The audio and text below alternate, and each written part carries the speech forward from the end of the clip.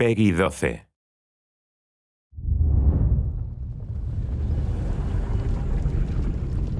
Destroying 2 elder dragons saved countless lives, but it also created a devastating magical imbalance. Unique energy spectrums from the dead dragons surged across the globe. The world's magic devolved into chaos as the unbound dragon power spread and merged into dangerous new forms. New enemies appeared to exploit the crisis. Worst of these was one of the long-absent human deities, Balthazar, god of fire and war. Balthazar disguised himself to muster an army and absorb magic to regain his lost power. His first target was a bloodstone. Then he targeted the remaining elder dragons to harvest their energy, knowing full well the impact this would have on Tyria. Yet amid the chaos of unbound magic, a new ally also rose. A different kind of dragon was born. Aurene chose you as her champion. You set about preparing her to someday face the elder dragons together and restore balance to the world. But will she even get the chance? It seems Balthazar no longer cares about the world, or even those who once worshipped him. He claims to have been betrayed. Whatever his reasons, he must be stopped. Centuries ago, heroes rallied to the Crystal Desert to stand against a renegade god. Will you too now answer that call?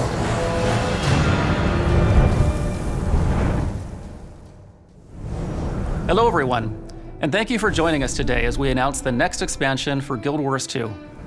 Those of you who've been following us this past year know that we've been all about delivering a steady stream of quality new content.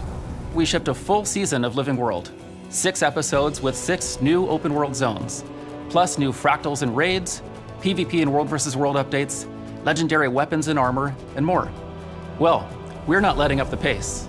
We've designed the next expansion to slot in seamlessly, starting right from where we left off in last week's season finale, and leading right to the premiere of Season 4, all with no breaks in content delivery.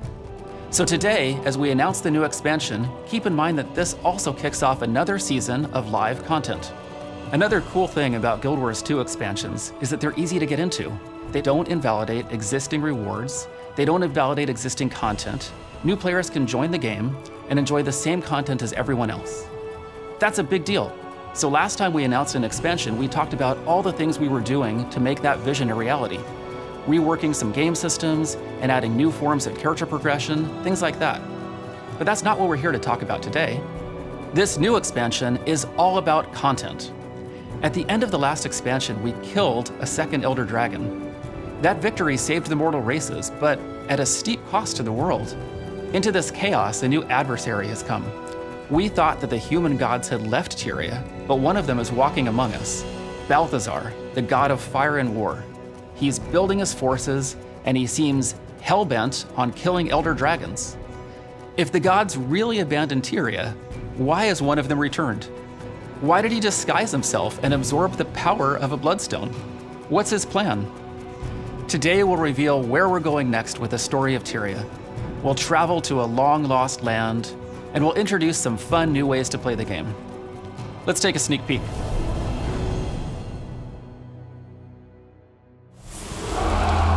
Commander, there's something I have to tell you. I went into the mists after my sword, but I found something else.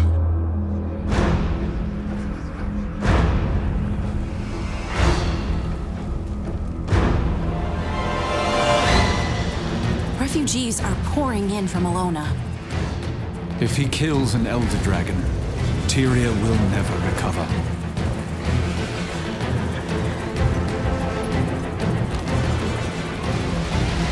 They cannot stand in the glory of Balthazar's light.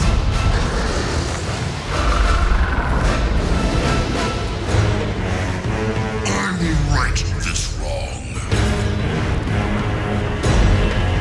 I just can't believe one of the gods gave up on us.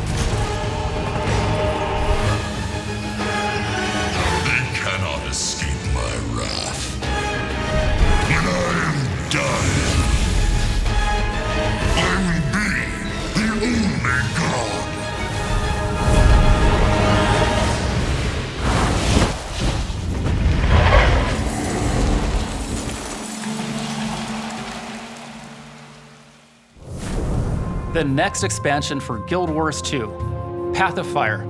Path of Fire continues the story right where we left off, tracking Balthazar as he hunts an Elder Dragon.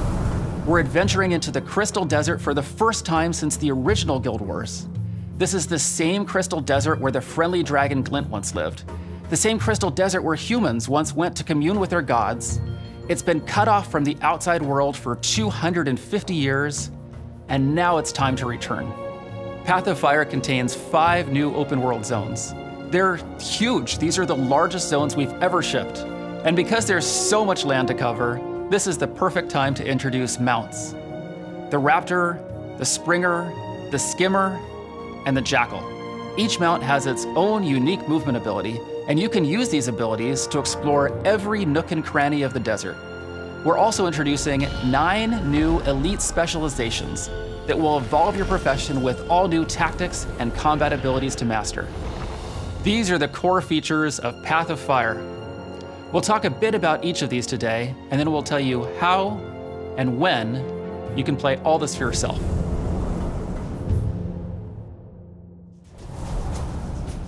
In Path of Fire, we were returning back to the Crystal Desert and to Northern Alona. We wanted to go back to a place that means a lot to players and has history for the franchise, but we wanted to look at something that is now fresh.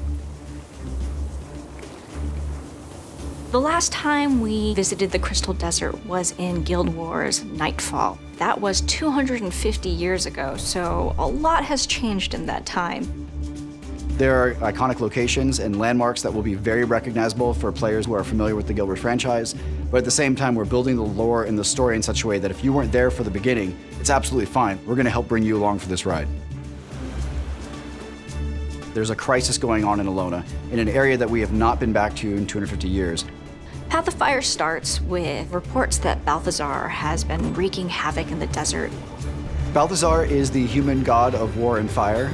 Last we had heard that the gods had kind of stepped away from Tyria. Human players have been worshiping him since Guild Wars 1. But then he shows up and he's not benevolent, right? He has his own goals and he clearly doesn't care about who gets harmed in the way. Everyone in Alona has the exact same questions. Why are the gods walking amongst us? Does this mean the gods are coming back? We don't know what he hopes to achieve at this point, and that's what you and everyone in the region is trying to figure out. Palawa Joko has risen into power. He has brought with him an army of undead, and he has totally warped the culture that is there. The civilians believe that he is their rightful ruler. He is their rightful king. How is this region dealing with these crises? What different powers are taking advantage of the scenario? How are they trying to solve it? And how can you as the player try to help? It's already this volatile mix of different forces in the region. One of the first factions you're going to encounter are the Forged, Balthazar's army. Living armor created only to serve Balthazar. They're ruthless, and they're just dedicated to achieving his goals. Another faction that you're going to be seeing is the Awakened, the army of the ruler of the land, Palawa Joko. Undead forces, they still have some remnants of memories. They're sentient, but they will do anything for their master. You've also got Kralkatork and the Branded. Mindless elemental stripped of their original self by Kralkatork's power. And of course the player is being asked to, come do the hero thing. So the player needs to form a new coalition here in the desert. Path of Fire has a great combination of old friends and new, who all have very different perspectives on Balthazar. You've got your warriors like Ritlock, and you've got Casimir, and these people all get together to help the commander, the player. Path of Fire is going to bring 5 whole new maps to the game. 5 maps that are bigger than any map we've done before. We'll see things that have shifted the landscape and see things in a very unique way. So when people talk about deserts, they think sand, flat stretches, but that's not actually true, right? It's not just, one massive desert that we're exploring, it's all these different biomes coming together. The maps go tall, the maps go wide, the maps go under and around in places. We've really decided to bring exploration and discovery back to the forefront of Guild Wars 2. There's elements that make each map unique, but we've also got elements that kind of tie all the maps together. We're gonna have bounties now that players can hunt dangerous creatures that have been threatening the people of Alona, world events, bosses. With the mounts, of course, we're gonna have races, content both old and new to get players engaged. In Path of Fire, we really wanted to get back to the roots of what made Guild Wars 2 unique and fantastic. People who are playing through the main story will really enjoy both the depth and the breadth of experiences they are able to have. The interesting characters who, if they go just a little bit further, they'll run into. Massive maps that are fully explorable, freedom that we haven't necessarily seen as in-depth as when we launched with the original Guild Wars 2. There's some really cool surprises we're building in. I want them to find this world as exciting and interesting and complex as anything we've ever created. And I want them to feel like they have a place in it too.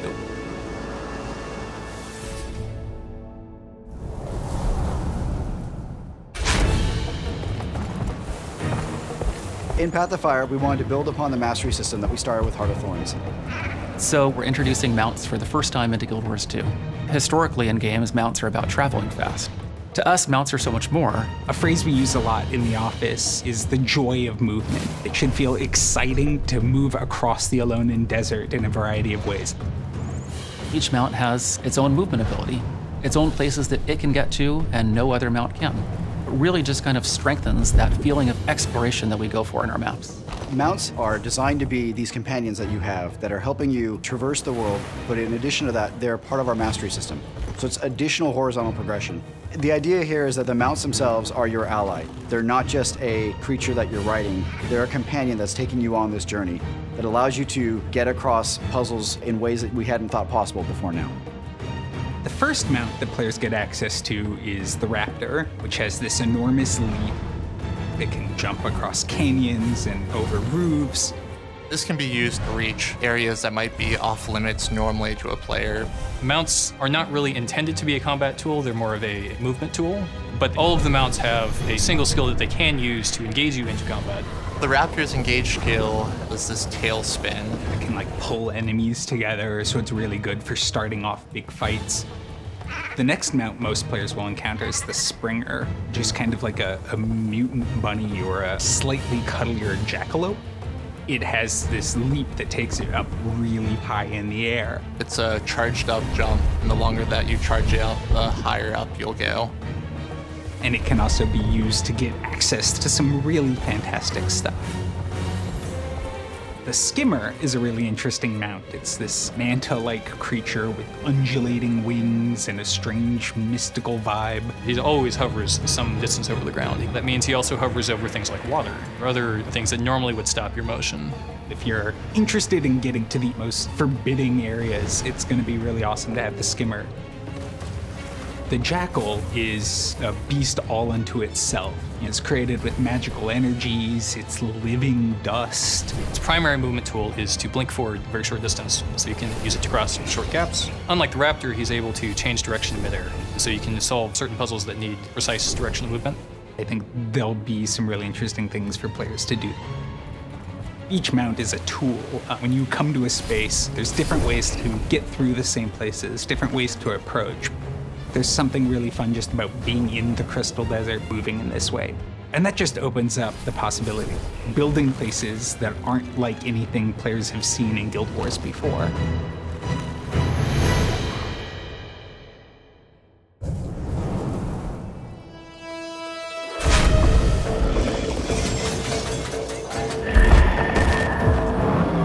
With Path of Fire, we're offering 9 new elite specializations, 1 for each of the classes. And the idea behind the specialization, it's another way to customize your playstyle. In a lot of ways, that gets back to what Guild Wars has been about from the beginning. Character progression doesn't just mean getting better, getting more powerful. Character progression means having new options, more things that I can do, more strategies that I can employ. What that means for the player is that they can experience the game in a lot of different ways.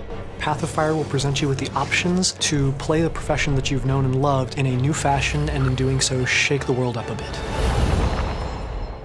The Guardian Elite specialization is called the Firebrand. He specializes in burning his enemies and conjuring magical tomes that he can use to support his allies. They're the book nerd gone mad. They've got access to all these secret histories and these tomes that give them access to new skills really quickly. It's going to be giving up instant support for allies in favor of casted support. The benefits of Guardians taking the Firebrand are that you're going to have a lot more focused support available to you. The weapon that they're wielding is the axe, a very offensive, up-close and personal means of eradicating the enemy. You've been entrusted with these secrets, and you have to protect them with your life. One of the most interesting changes is the Necromancer, who gets the Scourge specialization. They're rejecting Palawa Joko and finding this kind of alternate approach to necromancy in the desert. So they're there to help protect the souls that Joko's trying to take control over. What the Necromancer is going to do is he's going to give up his Death Shroud, and instead he's going to place his life force onto the Earth and protect allies from those locations. He gets a lot more battlefield control and movement options that the regular Necromancer would not have. The Scourge gets the Torch as an offhand weapon, protecting their allies with it, and lighting the way to, well, damnation for their enemies. The new elite specialization for the Thief is the Deadeye. They run with the rifle. The rifle gives them a lot more range. It lets them tackle certain problems from a distance that normally they'd have to face up front. They form a contract to take out a particular individual, and then they execute on that. The Deadeye would have me terrified, you know, that there's someone out there stalking me, waiting for me to make a mistake so they can take me down. They're mercenaries, they're assassins, they're trained hunters. Great to have on your side. Don't get them upset. The Mesmer specialization, the Mirage, focuses on being a very deceptive combatant in close melee range. They blend into basically whatever their surroundings are, camouflaging themselves so that you can't see them, and while they're doing this, they can strike at you from multiple directions. The other interesting thing about the Mirage is that it has a different dodge mechanic. They have a blur effect that allows attacks to pass through them rather than them moving out of the way of the attack. The idea that there are folks who now can manipulate the desert itself to kind of provide power to their illusions and phantasms, I think it's a really cool direction for the Mesmer to step in. So the warrior specialization is called the Spellbreaker, and I guess as the name implies, it's a warrior who kind of specializes in fighting magic users. These folks were members of the Sunspear Order, the chosen guardians of Alona. When their order was smashed, they picked up stopping powerful wizards was the best way to protect people. They wield daggers, and they have become so ridiculously focused at perceiving magic that now they're able to actually cut magic off of their foes. So they've got these incredibly powerful retaliatory abilities. They've got the ability to just stop skills from working in an area or strip the enemy's boons. You don't just challenge your enemy where they're weak, you challenge them where they're strong, and you make them back down.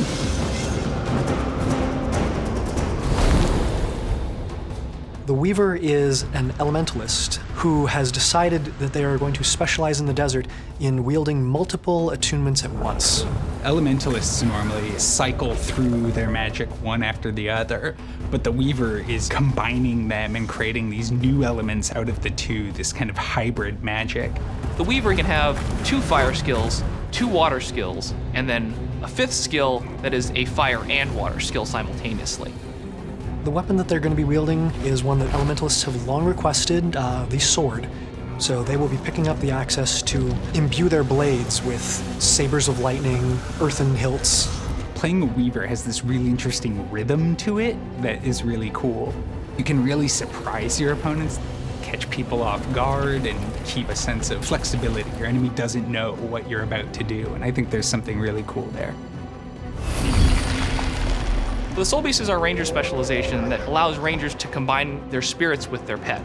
They become their bear, they become their devourer. They take on the essence of these animals and tear through opponents. They also gain access to the dagger as a main hand weapon. Now they can kind of, slice and dice with both components, crossing into close range, as well as crippling from a distance. It works really well with some of the new pets that we're adding for rangers in Alona. The Renegade is the elite specialization for the Revenant. This is a new legend that they get to channel, and the legend is of Kala's Scorchrazor, this renegade char.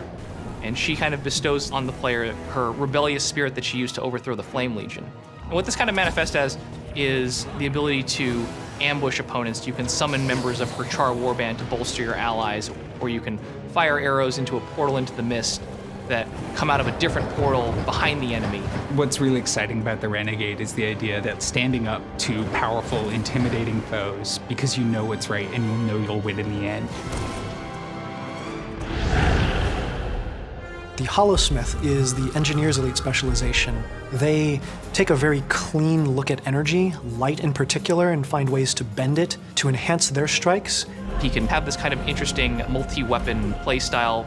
You can do an attack where you pull out a holographic hammer and you hit him with the hammer, and then you can pull out some holographic guns and you shoot them with the guns. In the process, they build up heat within themselves. If they stay too long in this kind of heated mode, they will eventually explode. The idea of bending light to be your weapon, I think, is really cool. Elite specializations are a really fun way for us to explore different ways to play the same character. They push the bounds of what they've done before. You get to choose how your character exists in the world, what they do, how they do it, and these elite specializations allow you another step in customizing the character to meet that end. And that is Path of Fire. It's a rich experience that will take you to the sands of the Crystal Desert, pit you against new foes, and change the way you fight and explore the world. An epic story, 5 immense new open world zones, mounts that allow you to move through Tyria in all new ways, and 9 new elite specializations. Plus, a brand new guild hall to unlock and call home. You can buy Path of Fire as a standalone expansion. You don't need to already own the base game or Heart of Thorns. And we're also offering a bundle deal with both expansions. Everything you need to know is at guildwars2.com. The final question is always, when can I play? Well, I have some good news. We'll be running a preview experience event next weekend. It's open to everyone, even if you're not already a Guild Wars 2 player. Just create a free account today to get ready for it. And after the preview event, you don't have long to wait. The gates to the Crystal Desert open in less than 2 months. Path of Fire launches September 22nd. We truly couldn't be more excited to share with you what we've been creating with Path of Fire. As always, it's you, the fans, who make all this possible. Thanks again for your support and for being an integral part of Guild Wars 2. We'll see you in the Crystal Desert.